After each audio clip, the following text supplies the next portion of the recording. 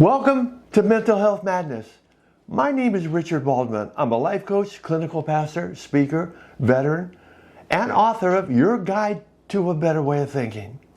My focus is inaugurating a new and balanced approach to mental health that is unlike anything our mental health industry has produced, that gives us the power to self-manage our own chaotic and nonsensical brain that can be extraordinary and at the same time confused, self-serving, and destructive. We are the only life form on the planet that destroys itself because our chaotic and nonsensical brain has the power to create on its own. And the problem with this arrangement is much of what our brain creates is out of sync with the rest of the universe. For example, did we create the distorted image in our head of who we think we are? Of course not. Our brain did. Commonly known as our ego, which is Latin for I, the self, whose judgmental chatter longs to take us in the wrong direction. Science says that we have over 6,000 thoughts a day. Do we consciously think out or think up these thousands of thoughts? And what about those nighttime dreams where our brain has twisted reality into something of its own making, and then we wonder why we suffer under the weight of hundreds of phobias and mental disorders, most common being anxiety, depression, bipolar, post-traumatic stress, along with the compulsion to engage in various addictions.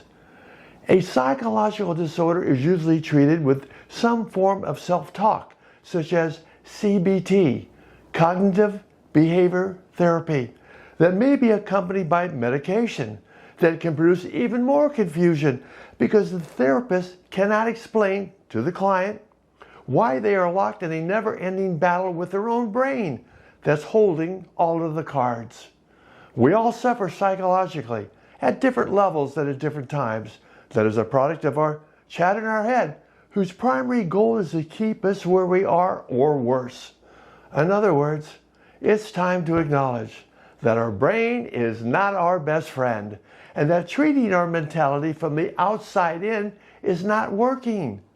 We follow this method because we allow our outer world to dictate the condition of our inner world, which it does by weaponizing such things as time to be used against us.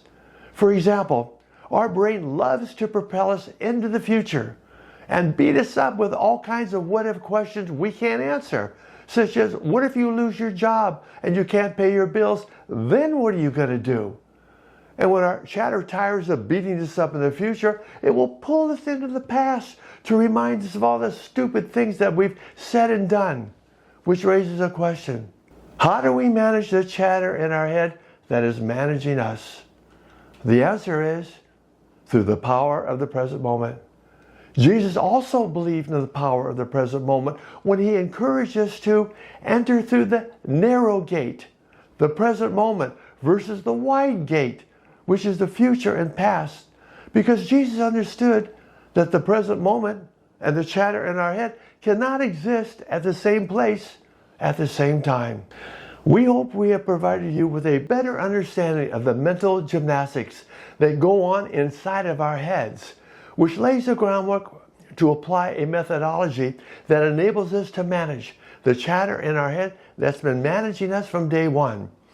Our plan of action is summarized in what we call the order to life, that gives us the power to self-manage the ongoing judgmental antics from the inside out.